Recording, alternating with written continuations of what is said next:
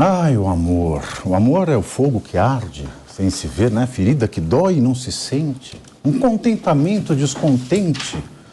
E, falando em amor, Lula já está conquistando, né, alguns governadores. Ele abriu o primeiro ano de mandato com o apoio de 11 governadores, mas com 14 líderes estaduais na oposição. Boa parte dos aliados de Lula são de estados nordestinos, região na qual o petista teve o melhor desempenho.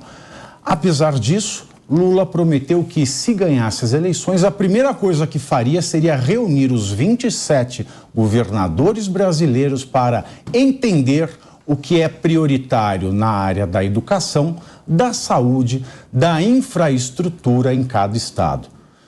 E essa reunião acontece ou não acontece, Deise? Ele vai ser um bom presidente e vai fazer o bem sem olhar a quem?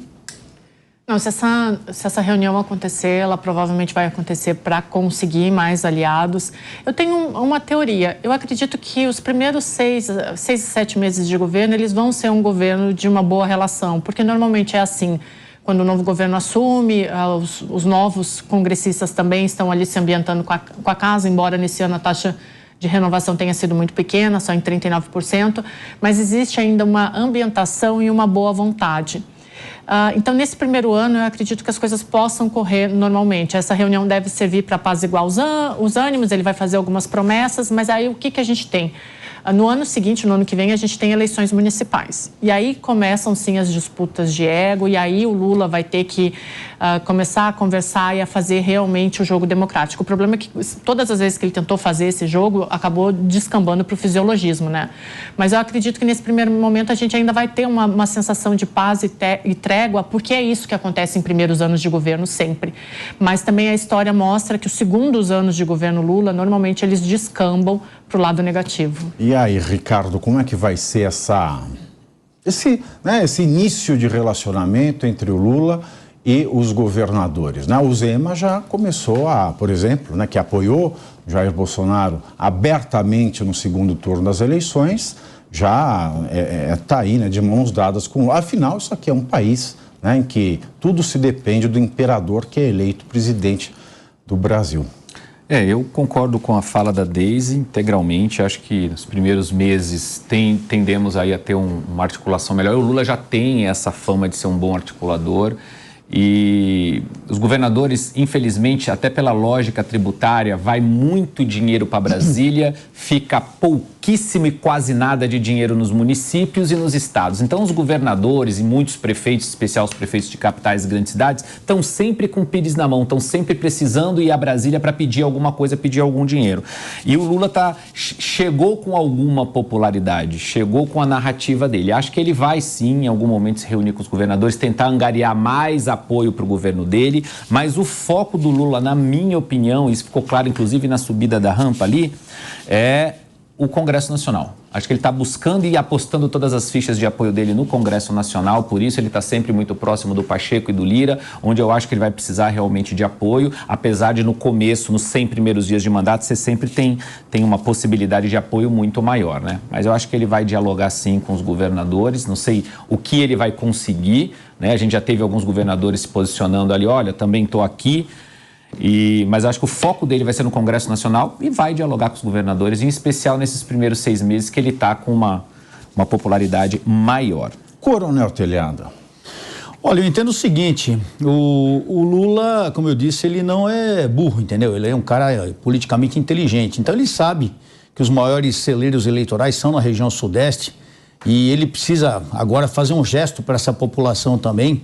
E nós temos aqui o governador de São Paulo, o Tarcísio de Freitas, e o Zema em Minas Gerais também, que teoricamente foram eleitos também apoiando o Bolsonaro e por estarem sempre com o Bolsonaro. Ele tem que fazer o gesto para essa população, porque vai ser fácil para esses governadores também, não tendo o devido apoio do governo federal, passarem a responsabilidade do que está acontecendo de mal ao governo federal. Então ele vai ter que fazer um gesto para dizer que o governo federal pensa nessa população. Para os governadores não há como fugir dessa aproximação, não há como fugir desse contato, porque todo governo, como foi dito, a parte da arrecadação dos impostos, a grande maioria vai para Brasília e volta muito pouco do que vai. Então é necessário o apoio governamental, o apoio federal nos estados. Então tem que haver essa aproximação. Para o governador é necessário, para o presidente é importante, porque ele vai mostrar fazer algum gesto para essa população, e vamos ver como vai ser essa história, porque não só agora, daqui em 2024, nós teremos a eleição municipal, mas com o passar dos anos, ele vai ter que fortalecer a base dele, e nós sabemos que a oposição será forte. Então ele vai ter que trabalhar forte no Congresso, mas não pode esquecer dos estados, que afinal de contas é onde está a população, e ele precisa mostrar para a população que ele, teoricamente, vai trabalhar pelo Brasil, só que não. E a harmonia, Rodolfo? Olha, ele vai sofrer uma resistência. Talvez a maior resistência dele vai ser o Tarcísio aqui em São Paulo, que é a maior capital aqui, e ele vai sofrer uma resistência. Mas eu não vejo... O Zema, como você falou, era um grande nome aí, talvez para uma posição futura, mas ele já... O dito popular é abrir nas pernas, mas fica chulo eu falar isso. Eles precisam pedir dinheiro, então, que a gente manda o dinheiro para receber. É o que o Ricardo falou. O Ricardo usou uma palavra falando assim, a lógica financeira dos estados. Eu até anotei isso porque achei muito interessante. Enquanto você tem 14 líderes estaduais que é da oposição e você só tem 11 a seu favor, cara, tá quase que equilibrado. Desses 14, a corda vai ceder, porque o que vai mandar, infelizmente, é o dinheiro, gente. Infelizmente, talvez, e vai ser uma surpresa se o Tarcísio se rebaixar às graças do PT aqui em São Paulo. O que nós esperamos, pelo menos nessa capital aqui, é que ele permaneça firme nessas conversas, porque essa reunião também vai acontecer. Eu concordo com a Deise quando ela fala, principalmente nesses primeiros 8 meses, porque até agosto você tem negociata. Depois de setembro a dezembro você tem festa.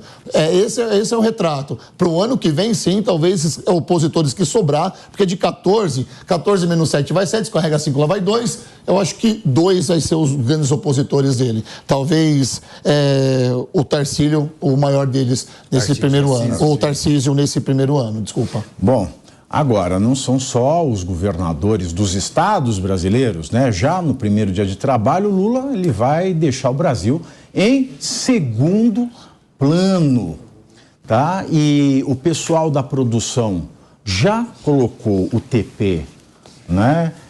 No plano do metaverso, né? Voltou para a abertura, né? Porque é uma notícia de última hora que veio, aí sumiu, some, volta, e agora parece que apareceu porque eu falava do Lula deixar o Brasil em segundo plano para focar em encontros internacionais. A lembrar, né, que o Lula foi o presidente que mais viajou, fez viagens internacionais. Tinha o Caceta e Planeta, né? O falecido programa de humor, que eles falavam do viajando Henrique Cardoso, quando chegou o Lula, né? E dá-lhe viagem. Então, ele vai focar agora nos assuntos internacionais. Até o fim do dia de hoje, segunda-feira, dia 2 de janeiro, ele deve se reunir com um total de 15 chefes de Estado que estiveram na sua posse.